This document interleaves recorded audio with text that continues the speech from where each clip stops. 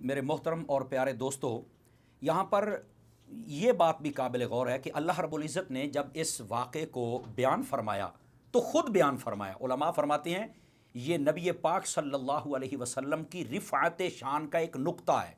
جی وہ کیسے؟ فرمایا جب بھی کوئی سفر پر جاتا ہے تو اس میں اصول یہ ہوتا ہے کہ جو چھوٹے رتبے والا ہوتا ہے وہ بڑے رتبے والے کے سفر کے سارے معاملات کو بیان فرماتا ہے۔ یہاں سفر کیا ہے نبی پاک صلی اللہ علیہ وسلم نے۔ آپ کا رتبہ اللہ کی ذات سے کم ہے، یہ اس میں تو کوئی کسی کو شک ہی نہیں ہے نا جی۔ اللہ کی مخلوق میں سب سے بڑا رتبہ آپ کا ہے، لیکن اللہ کے بعد ہے، اب زیادہ رتبہ اللہ کا ہے۔ کمال یہ ہے کہ اب سفر تھا تو جبرائیل امین نبی پاک صلی اللہ علیہ وسلم کے سفر کو بیان فرماتے، لیکن بیان میرے رب نے فرمایا ہے۔ یہ نبی پاک صلی اللہ علیہ وسلم کی عظمت کا ایک نقطہ ہے کہ دیکھو اللہ رب العزت اپنے حبیب کے سفر کو خود بیان فرما رہا ہے، بڑے رتبے والا ہو کر۔ اس سے اندازہ فرمایا کہ یہ سفر کتنا عظیم ہوگا، اللہ کو کتنا پسند ہوگا کہ اللہ تعالیٰ نے خود اس سفر کو بیان فرمایا۔ جب اللہ تعالیٰ نے اس کو شروع فرمایا نا تو لفظ سبحان کے ساتھ شروع فرمایا۔ تو میں اکثر کہا کرتا ہوں کسی اور موضوع پر آپ سبحان اللہ کہیں یا نہ کہیں، لیکن جب معراج کی بات ہے تو سبحان اللہ ضرور کہا کریں، کیونکہ رب نے بھی سبحان سے ہی شروع کیا ہے۔ اب یہاں پر علماء نے ایک بڑی پیاری بات لکھی ہے، وہ فرماتے ہیں یہ واقعی ایسا ہے کہ جب بندہ سنتا ہے تو بندہ سبحان اللہ کہہ دیتا ہے۔ دیکھیں جب نبی پاک اتنی شان و شوکت کے ساتھ جا رہے تھے کہ فرشتوں کی لائنیں لگی ہوئی ہیں، آپ کو سجایا جا رہا ہے، اٹھایا جا رہا ہے، جگایا جا رہا ہے، وضو کروایا جا رہا ہے، جبرائیل امین علیہ السلام جیسے آپ کی خدمت پر مامور ہیں، باقی مقرب فرشتے وہ آپ کی خدمت پر مامور، اتنی شانوں کے ساتھ محبوب جب تشریف لے کر جا رہے ہیں۔ اب وہاں پر بظاہر کوئی دیکھنے والا ماں باپ تو تھا نہیں، بظاہر دیکھنے والے صدیق و عمر و عثمان و علی رضی اللہ عنہم تو تھے نہیں، صحابہ والے بیت تو تھے نہیں۔ وہ دیکھتے تو سبحان اللہ سے کے ساتھ ساتھ اور تسمیہ بیان فرما دیتے کہ نبی پاک ہمارے محبوب جا رہے ہیں، سبحان اللہ۔ اب وہ تو تھے نہیں، علماء فرماتے ہیں کہ اللہ تعالیٰ نے خود ہی اپنے پیارے حبیب کے اہتمام پر سبحان سے لفظ شروع فرما دیا۔ ایک بات یہ، دوسری بات یہ جو لفظ سبحان ہے نا، اس میں ہمارے لیے ایک بڑا خاص میسج اور پیغام بھی ہے۔ آپ کہیں گے وہ کیا ہے؟ سبحان کا مطلب ہوتا ہے مبرہ، منزہ، ہر نقص اور عیب سے پاک، یہ سبحان کا مطلب ہوتا ہے۔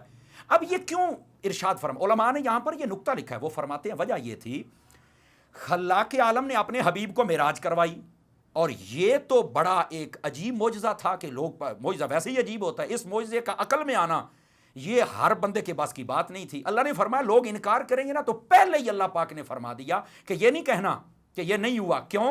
کہ یہ حبیب نے خود نہیں کہا کہ میں نے یہ سفر کیا ہے، کیونکہ یہ رب نے کہا ہے کہ میں نے سفر کروایا ہے۔ جب مجھے بے عیب مانتے ہو، جب میں ہر نقص سے پاک ہوں، میرے پاس ہر طاقت ہے، جب مجھے مانتے ہو تو پھر میری اگلی بات بھی مان جاؤ کہ میرے حبیب نے سفر فرمایا ہے۔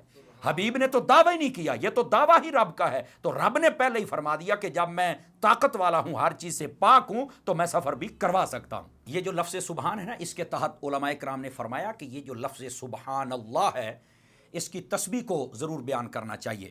سبحان اللہ و بحمدہ سبحان اللہ العظیم، یہ بخاری شریف کی آخری حدیث ہے، کلمتان خفیفتان کے حساب سے بڑی مشہور ہے، علماء جانتے ہیں۔ نبی پاک صلی اللہ علیہ وسلم نے ارشاد فرمایا دو کلمات ہیں، زبان پر بڑے آسان ہیں اور بڑی آسانی سے وہ نکل جاتے ہیں، لیکن فرمایا جب قیامت والے دن تمہارے نیکیوں والے پلڑے میں آئیں گے تو وہ بہت بھاری ہوں گے۔ تو پوچھا حضور کیا؟ فرمایا سبحان اللہ و بحمدہ سبحان اللہ العظیم۔ سبحان اللہ جب بندہ کہتا ہے تو علماء سے آپ نے سنا ہوگا کہ بندے کو نیکیاں ملتی ہیں، اس بندے کے نام کا ایک درخت جنت میں لگ جاتا ہے۔ مسند امام احمد بن حنبل شریف کی حدیث ہے کہ وہ جو جنت میں درخت لگتا ہے وہ درخت کھجور کا ہوتا ہے، ٹھیک ہے؟ تو یہ سبحان اللہ کہنے کا علماء فرماتے ہیں کہ یہ لفظ سبحان سے اللہ کا ذکر اور اللہ کی تسبیح بولنے کا بھی اشارہ موجود ہے۔ ہم سب کو اللہ رب العزت اپنا ذکر اور اپنی پاکی اور تسبیحات بولتے رہنے کی توفیق عطا فرمائے۔ بہت سارے بزرگان دین اس میں یہ فرماتے ہیں کہ جو بندہ سبحان اللہ کہتا ہے اس کے نام کا درخت جنت میں لگ جاتا ہے، اور جب جنت میں لگ جاتا ہے تو بھائی وہ اپنے درخت کے سائے میں بیٹھنے تو جائے گا نا، اس کے پھل کھانے تو جائے گا، اور جو جنت میں جائے گا وہ کبھی باہر نہیں آئے گا۔ تو کتنا فائدہ ہے سبحان اللہ کی تسبیح بولنے کا۔